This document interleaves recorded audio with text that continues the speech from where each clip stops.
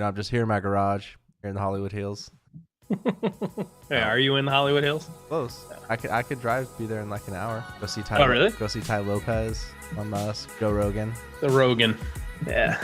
So, dude, we'll try to keep it about 30 minutes. I really want to talk about this video series that we launched this week. That, I mean, if you look at the amount of followers that we've gained, it's gone like Bitcoin in 2017. It's gone like. It's funny. I've gotten a ton of messages saying that this is the format that we should be using. We finally cracked the code, man. We did it. Yeah, I think it's a combination of like a lot of probably the most common comment I've gotten has been, just this is the first time anyone's explained it in a way that's easy to understand. Yeah. Plain speak. To fill people in that are listening, we launched this whiteboard series videos this week. I was in Dallas last week. I recorded 6 videos, and Walker just knocked them out in about an hour. We had good framing, decent audio. I edited down all the empty dead space of where he was writing on the whiteboard or where he was saying ahs and ums, but really condensed it down, really engaging to listen to. But that's only less than 50%. You shined with your knowledge and just being able to convey it for anyone to understand it. I mean, there was like 30 shares. People shared it and they tagged their friend and they're like, no one's explained IIoT like this before. In other languages and stuff too. Yeah, it's pretty crazy. Yeah, it's just and I've easily received 100 messages probably. I don't even know how many. I mean, a lot of messages. And have engaged with people from lots of different industries, not just integrators, some OEMs, some end users, lots of questions about architecture. And now what I really think after this whiteboard series, what we should really be talking about are the specific solutions you should be using for certain applications. Like, when is OPC UA appropriate? Right? When is MQTT appropriate? Like, do you get rid of OPC UA? Do you get rid of Modbus? Does MQTT become your protocol for everything? What about LWM2M, DMP3? I mean, it's funny. A lot of the like private comments that I get are, you forgot protocol X. And I'm like, listen, I could stand here and recite 30 different protocols. What I'm really focusing on is the protocol that we have found to be the most successful in application, and that is MQTT. Shout out Arlen Nipper, because just for developing such a great protocol. Yeah. It's really exciting. And, Arlen Nipper, Phillips 66, IBM, his co-inventor, I can never remember the guy's name, Andy, I can never remember his last name, but yeah, absolutely. When it's funny, the whole story about Arlen, when I first sat through Arlen's presentation about MQTT, and he was making the case for it as an industrial protocol, which is how it was originally developed. It's funny, MQTT was developed as an industrial protocol with Plains Midstream and Phillips 66, right? And they basically wanted a report by exception protocol, and they're the ones who funded it. I think IBM funded it as well. But what MQTT ended up being was the protocol that like Facebook uses for Facebook Messenger, and then he made this push 2010, for it really to return to its roots as an industrial protocol. And when he did that presentation, and I'm sitting through the presentation, I'm like I could see it in my head, the gears were turning. I'm like, self-aware SCADA and self-aware MES. That's what this protocol can do for you. And I want to do a whiteboard session on what is self-aware SCADA. You know what I mean? I use that term, but what is self-aware SCADA? What is self-aware MES? I had a call with Chris. How do you pronounce Chris's last name? Slike? Slike, yeah. So I had a call with him last night. He called me during dinner. We were just kind of talking about the whiteboard series and, how he's interpreted what we're doing. And we were bouncing ideas off of each other and stuff. And one of the things I took away from that conversation with him was our whiteboard videos are flipping the switch for people in the same way that Arlen's original presentation that I saw years ago flipped the switch for me. That's the implication, or that's the impact we're having. That's really awesome. I remember back at your previous employer when you were the manager of the Texas operations, I walked into your office and Arlen Nipper is just there. You guys are having a conversation. And that's when I learned that Facebook chose to use it for the Messenger backend protocol, which was saving tons of battery life on their Messenger app just from the amount of data that it was trying to save sending over the air. So it's interesting that you say that this video is turning the switch for us, because, we're so deep involved in it. Sometimes it's hard to see the effects. So the feedback from the community really is our vision on what videos we should be creating and which ones are not as popular, right? I don't know. It's just fun to look back on it, man. What's your perspective? So why has there been a gap between the value of IIoT, the buzzword, and the value of IIoT in practice? Why has it been so difficult for people to bridge the gap between knowing that IIoT is something valuable, the digital factory is something valuable, Industry 4.0 is something valuable? Why has it been so difficult to bridge the gap between knowing that and applying that? And the answer is that the people who are making the case for IIoT's value are not making the case in a language that decision makers can understand. That's ultimately what it boils down to. Right. You know what I mean? It's because like they make a decision off perceived value. So even if the value is high, if you can't convey it in a way where they perceive that value, the perceived value is low, and then they don't do that overhaul. Because really, it's like doing brain surgery. I mean, it's a flip of a switch, really, to kind of switch over from that old way of doing things to the new way. Everyone's got to be on board. Otherwise, you're going to be fighting internal resistance. Yep. Internal politics kills projects, you know? So to go from the old way to the new way, right? The no IIoT to the fully IIoT infrastructure. It's basically a 10-step process. And I was telling Chris this last night on the phone. In my experience, even with our team, when someone joins our team and, you know, they're a traditional controls engineer, we start making the case for IIoT and teaching them, right? We only have to take them through the first 4 steps. We have to walk them through the first 4 steps of the 10 to transform yourself, right? We walk them through the first 4, and then the switch comes on, and they take the last 5 or 6 steps on their own. And it's because it's a new way of thinking. You're rewiring your brain to think in terms of the Internet of Things, right? Why is it that in your plant, why is it that I can access all of human knowledge on this? I can learn everything that every human has ever known, ever learned on this little device, right? But why is it when I walk into my own plant where I control all the information, I can't access all of the knowledge inside of my own plant or inside of my own area or on my own line? I mean, that's the thinking. Ask yourself, why is it I can access all the human knowledge, but I can't access anything about my business? That's the way of thinking. It's that whole concept. The technology is there, and the answer is people don't know how to do it. They know that they have to do it. They just don't know how. Or we've been incentivized by doing it the wrong way. Some people are incentivized by doing it the wrong way, yes. Making it more complicated or slowing down progress and extracting more value. Exactly. You know, and that's where being a values-based organization and having the best interest for your client at heart and all of those things play a huge role in deciding who should you trust, who should you partner with. You know, I was having a conversation with another engineer during this week. He said when he was watching the whiteboard video and I was drawing the dollar signs at each of the layers, I was saying it takes engineering here, takes engineering here, takes engineering here. And every time you add a new device or you add a new IO point or you add a new instrument or a PLC, you've got to engineer here, here, here, here, and here. He said, when you said that, it really rung a bell with me. And he said, because I can't tell you how many times I've had to go to my client and tell them that just 8 additional IO points is going to cost them $80,000.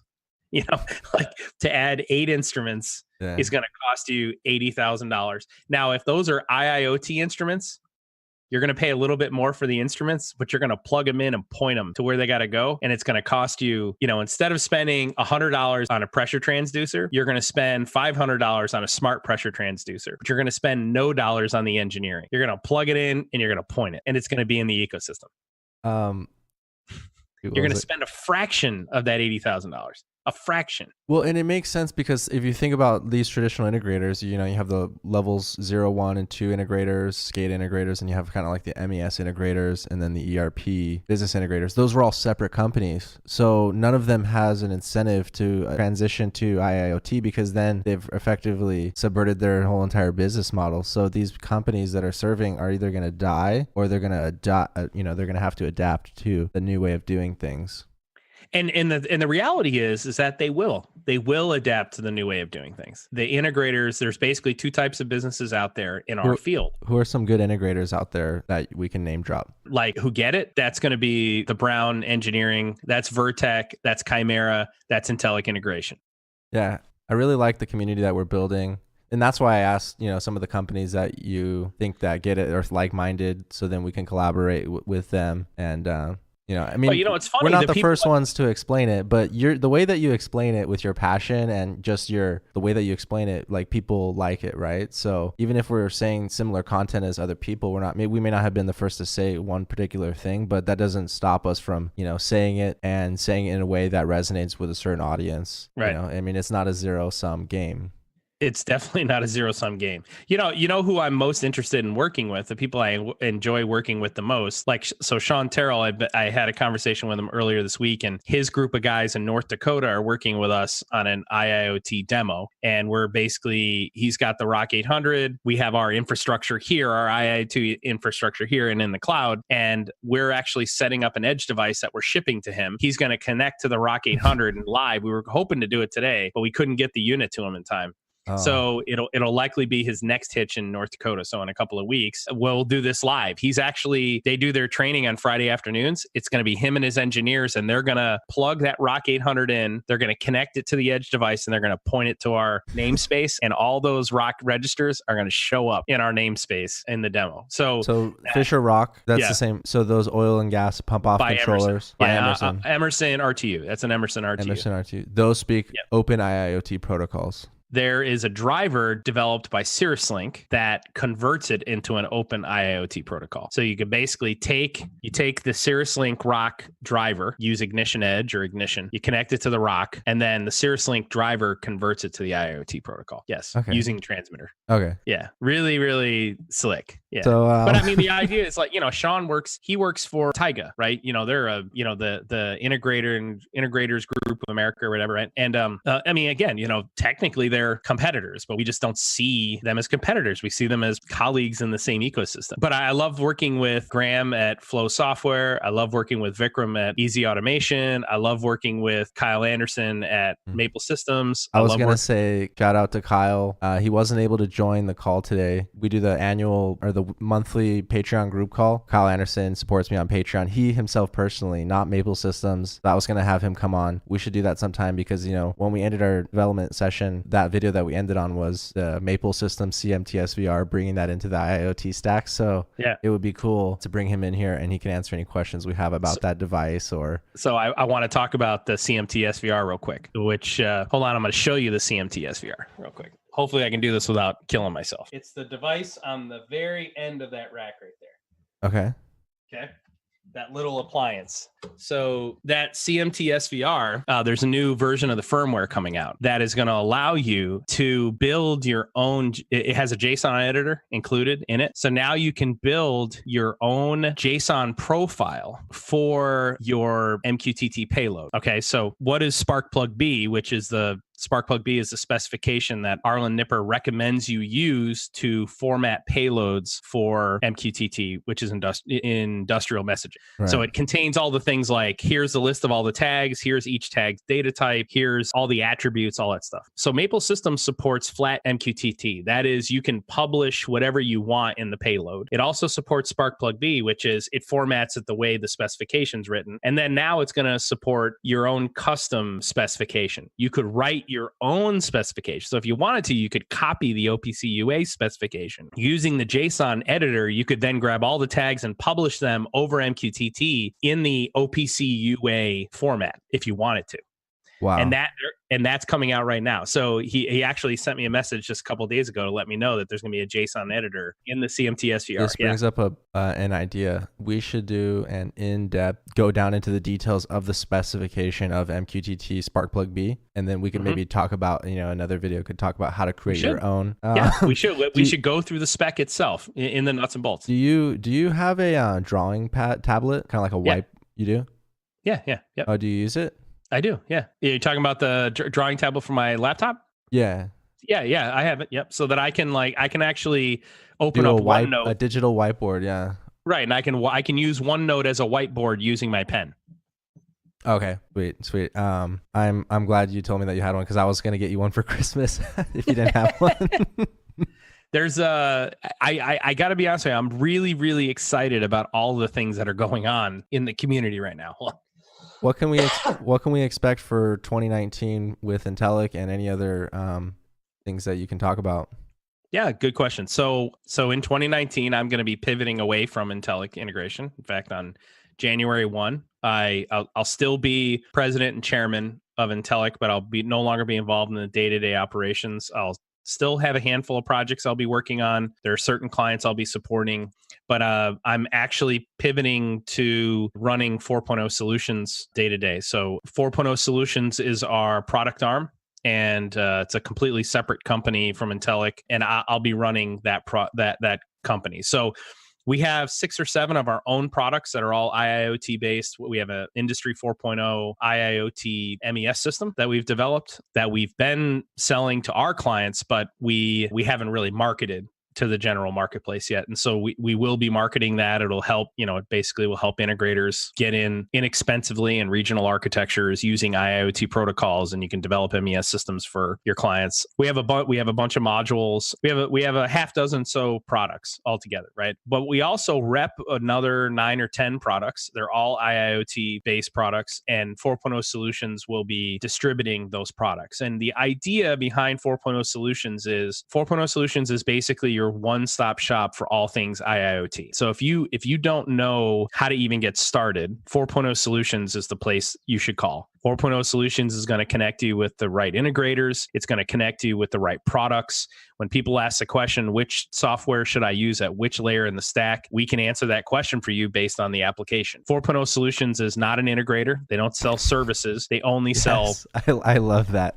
They only sell products. That's it. I'm not going to lie. Back in the integration days, I always kind of had a weird taste in my mouth after meeting with a distributor that also was my competitor. It's just weird to me. I just don't understand why people do that, man. I just don't. You made me remember another integrator that gets it is Corso Systems. Dave from Corso and Alex. Yep. They do a lot of videos. Actually, I want to get on Dave on a Zoom call here pretty soon and just chat with. They just released a new video series on ignition modules explained, and it's pretty good. So one of the things that I would love to do, I would love to put together a comprehensive list, and I would just like to keep the list in front of me of all the products that we advocate for and all of the partners, all the integrators that we think get it. Because whenever you ask me one of these questions and I start listing off names, I always feel bad when I left someone out. I know. Like I watch the video afterwards and I'm like, oh, I didn't think of Jeff Nepper at Canary Labs, or I didn't, and it's like, oh, and that would have been a perfect place to mention that because of, the context of the answer, right? So I just need to keep like a list in front of me. Yeah, because what I really discover is a lot of people just don't know where to get started, and they don't know who to go to for answers, and so that's where the whole idea of 4.0 Solutions came from. 4.0 Solutions is going to sell the best products, not the ones that we have strategic partnerships with. We're going to develop strategic partnerships with companies who we believe have the best products. So if in this case, we believe Tosibox provides the best VPN solution on the market for industry, we're going to write a white paper as to why we believe that. We're going to do videos. Are we going to do videos? We are going to do videos. And so, and we've tested all the solutions. And right now, Tosibox has got the best solution out there. Years ago, it was Ewan. Most people have Ewan still. It's not the best solution. Tosibox has the best solution. We are using it in our applications, and we are kicking ass and taking names with it. And so 4.0 Solutions is going to advocate for those products. We're going to say, listen, we hope that we have established a reputation in the market that we are agnostic and that we are impartial and that we have the client's best interests at heart always. And we're going to tell you our honest opinion on what it is you should be using. And in any VPN application right now, it is Tosibox. And so we are going to distribute Tosibox. We're going to do everything in our power to get Tosibox out into the market because it's going to help manufacturers do more with less. And that's just one of the 10 or so products that, And you said another one of those products was a series of several ignition modules, one of them being like a module for MES. What was that one called? Right. So we have a product called MES 4.0. 4.0 Solutions has a product called MES 4.0 that was developed 2.5 years ago. It was about 18 months in development to build the solution. It literally is an IIoT MES system. Okay. It sits on top of the MQTT protocol. So it can consume OPC UA tags. It can consume Modbus, but it's meant to consume MQTT. And it's built in the Ignition platform, and it is the market's first example of what self-aware MES is. And the time to entry is very short, engineering is very short, and the platform is incredibly flexible. And you said something that caught my attention was that you said you're going to actually be selling this as a product to other integrators to develop MES systems for their clients. That's right. Exactly. So very, very low cost. Most MES systems are going to run you somewhere in the neighborhood of $70,000 for the full bang. And our MES 4.0 solution is less than 10 grand. Wow. Yes. For unlimited? For unlimited and unlimited. Yeah. So per gateway, right? So, okay. Yep. Are you planning on developing MES 4.0 in HatSoft Factory Studio? Yeah. The answer is yes, and we're actually developing it in Factory Studio right now. So we're currently in development, and we're recreating that MES 4.0 system in Factory Studio. Right now, Factory Studio is in the process of adopting Sparkplug-B as their MQTT specification. So the beauty here is that I had an interesting conversation some last night or maybe 2 days ago. Someone had said the Sparkplug-B specification is meant for how you should package data if you want to send it to Ignition. And I said, no, that's not true. The specification is Arlen Nipper's recommendation for how it should be packaged. It just so happens that Ignition is the first one that got on board. But it was offered to other companies. Wonderware and Aviva and Schneider are two good examples of people who passed on the opportunity. Why? Because open is not good when you're trying to own the entire stack. And so it's just like Tesla came along, has the highest brand loyalty in the world, right? Also has the highest brand satisfaction in the world. And Tesla's success was not possible in a day and age when the major car manufacturers controlled all the information that we consumed. And another thing is that's like kind of related to what we're talking about is Tesla allows other car manufacturers to make a supercharger compatible electric vehicle. So if Ford wanted to, they could make an electric vehicle that could plug into the supercharger network, but they just, I guess, choose not to. Case in point, Tatsoft is implementing MQTT Sparkplug-B inside of Factory Studio.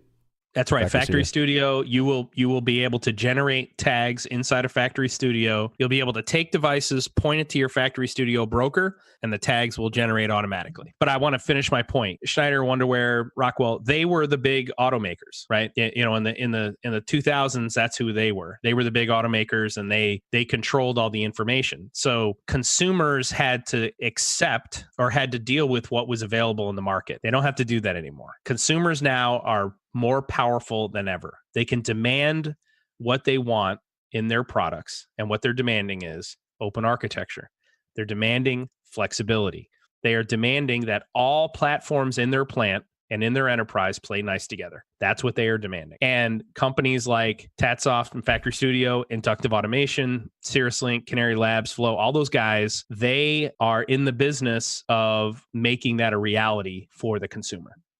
And I believe more people will jump on board. I think Aviva may not necessarily be fully off board. Yeah, I think they might be on the plank. I think there's still a chance if we reach out an arm to them, we could talk to them, someone from Aviva, and maybe they might. There are products there that are completely platform agnostic. Wonderware, for example. I believe Wonderware in the mid 2000s, in 2005, 2006, they were not on board. Today they are. Aviva's on board today. Okay, I don't want anyone to. That would really put the pressure on Rockwell to consider open MQTT protocol. Well, I've actually thought about this because that would make them basically the only one that wasn't it. So, I talked to Chris Lukey and he asked me what I thought about Automation Fair. And he said, what do you think Rockwell could do better? And I said that they should own the fact that they are the closed stack and talk about the benefits.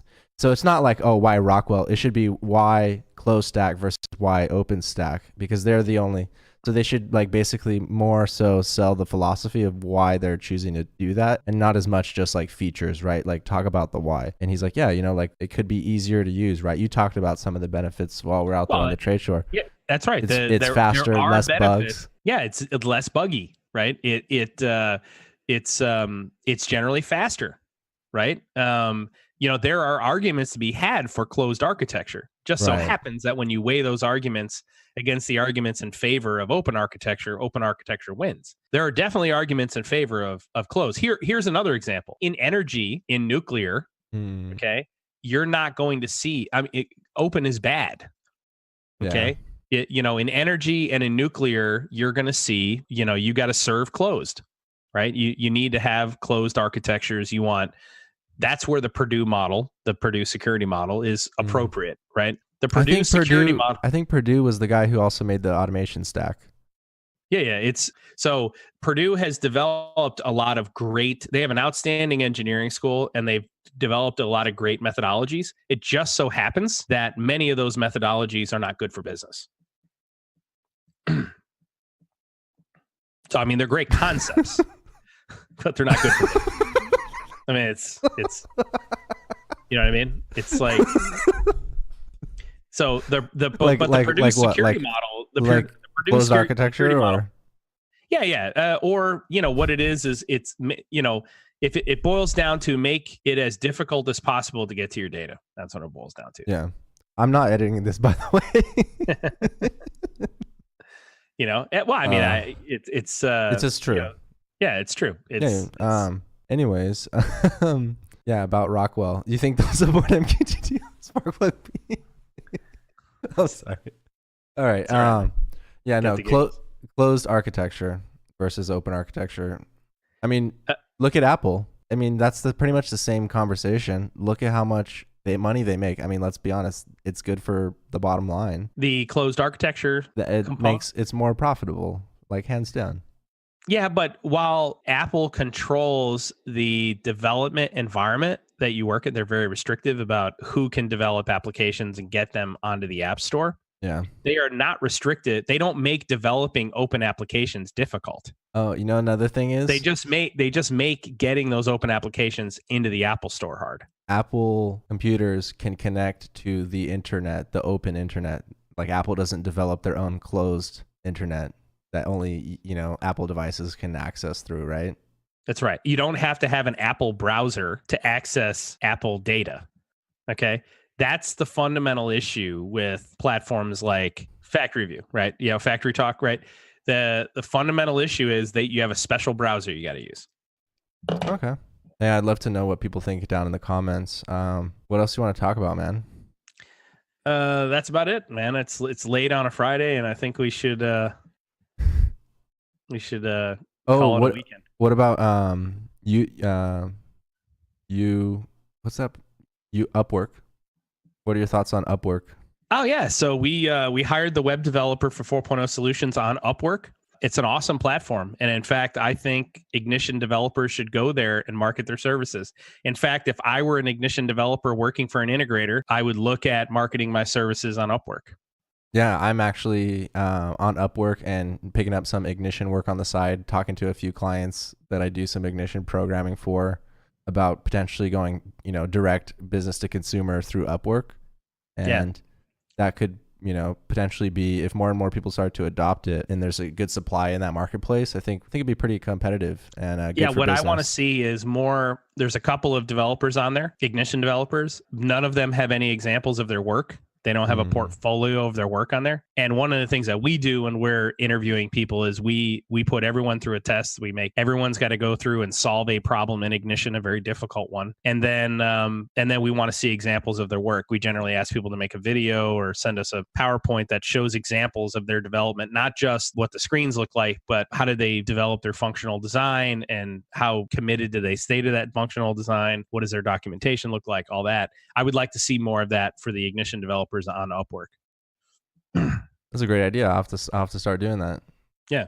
Yeah, man. Anything else? That's it, man. How's Ithaca? It's cold. It's in the 20s. I can't wait to get back. Snow on the ground? Yeah, it's snowing all day today. I can't wait to get back to Dallas. When are you coming back? Next week. Not the week of the 17th. I'll be back, and then I come back up here for Christmas. Right on. All right. Well, I'm going to say peace out to the viewers. Thank you guys for listening. Thank you, Walker. All right, man. This is a fun chat.